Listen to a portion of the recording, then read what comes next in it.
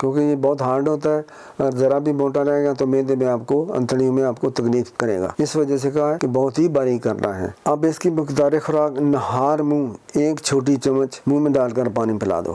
جس کو پتھری ہے، درد ہے، صبح شام 2 دفعہ کر دیا کرو۔ ان چند ہی دنوں میں گردے کی پتھری کا بیڑا گرک کر دے گی۔ انتہائی باریک شکل میں چھوٹے پیشاب کے رستے پتھری ٹوٹ کر نکل جائے گی، اور آپ کو یا مریض کو پتہ ہی نہیں چلے گا یہ پتھری کدھر گئی ہے۔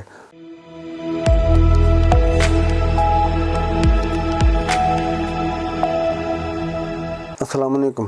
گردے کی پتھری کا عجیب و غریب نسخہ شاید آپ پہلی بار سنیں گے، لیکن بہت ہی اعلیٰ چیز ہے، ہمارے پاس مل جائے گا۔ یہ آزمودہ ہے، مجرب ہے، سستا ہے، شافی ہے۔ اجزاء نسخے کے کچھ اس طرح ہے کہ کاٹھے اخروٹ جن میں گودا گری بہت کم ہوتا ہے، بہت ہارڈ ہوتے ہیں، بچے اس کے ساتھ کھیلتے ہیں، میں بھی کھیلا کرتا تھا۔ یہ آپ نے کاٹھے اخروٹ لینے ہیں، 1 کلو لے لیں۔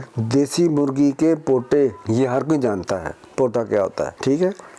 جب اس کو ذبح کرتے ہیں پوٹا نکلتا ہے، اور اس کو چھیلتے ہیں تو اس کا پیلا چھلکا ہوتا ہے، وہ چھلکا لینا ہے، پوٹے کا چھلکا۔ یاد ہو گیا؟ کاٹھے اخروٹ 1 کلو لے لو، پوٹے کے چھلکے پیلے 1 کلو لے لو۔ اگر آدھا کلو اخروٹ ہے تو آدھا کلو وہ لے لو، برابر وزن کرنا ہے۔ اور ان کو خوب رگڑائی کریں، گرائنڈر بڑے بڑے مل جاتے ہیں، وہاں سے پسوا لیں۔ اتنا باریک کریں کہ کپڑے میں سے گزر جائے، چھلنی میں سے گزر جائے، کیونکہ یہ بہت ہارڈ ہوتا ہے، اور ذرا بھی موٹا رہے گا تو معدے میں آپ کو، انتڑیوں میں آپ کو تکلیف کرے گا، اس وجہ سے کہا ہے کہ بہت ہی باریک کرنا ہے۔ اب اس کی مقدار خوراک نہار منہ 1 چھوٹی چمچ منہ میں ڈال کر پانی پلا دو۔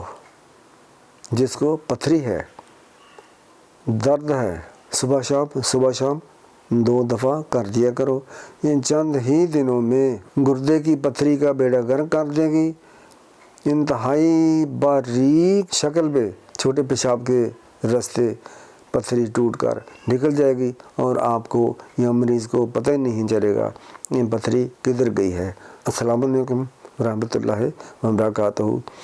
اور لائی بجائی نہ کیا کریں۔ آپ کی بھی بہنیں ہیں، بیٹیاں ہیں، ٹھیک ہے، جب وہ سسرال جاتی ہے اس کا بیڑا گرک کر دیتے ہیں نندیں سسیں۔ چھوٹی چیز کا نقصان ہو گیا، بہو کو وہ سناتی ہے، طلاقوں تک بات جا پہنچتی ہے، خامد کے آگے اس کی شکایتیں کرتی ہے، نہ ساس ٹکنے دیتی ہے، نہ نندیں ٹکنے دیتی ہیں، جب پھر اپنی باری آتی ہے پھر چیخیں آسمان تک جاتی ہیں۔ اس وجہ سے پرہیز کریں، دینی اسلامی احکامات پر عمل کریں، قرآن اور حدیث کا مطالعہ کریں، آپ کا علم بڑھے گا، عقل بڑھے گی، دین اسلام آپ میں آئے گا، اچھے کام کریں گے۔ آج کل کہتے جو اولادوں کے والدین بتائیں گے نا دین اسلام کیا چیز ہے، اسکول کالجوں میں جائیں گے، ٹیچر بتائیں گے، پروفیسر بتائیں گے دین اسلام کیا چیز ہے، تو ہم میں عقل آئے گی۔ 2 ہی تو چیزیں ہوتی ہیں، ایک گھر ایک باہر کا ماحول۔ السلام علیکم ورحمۃ اللہ وبرکاتہ۔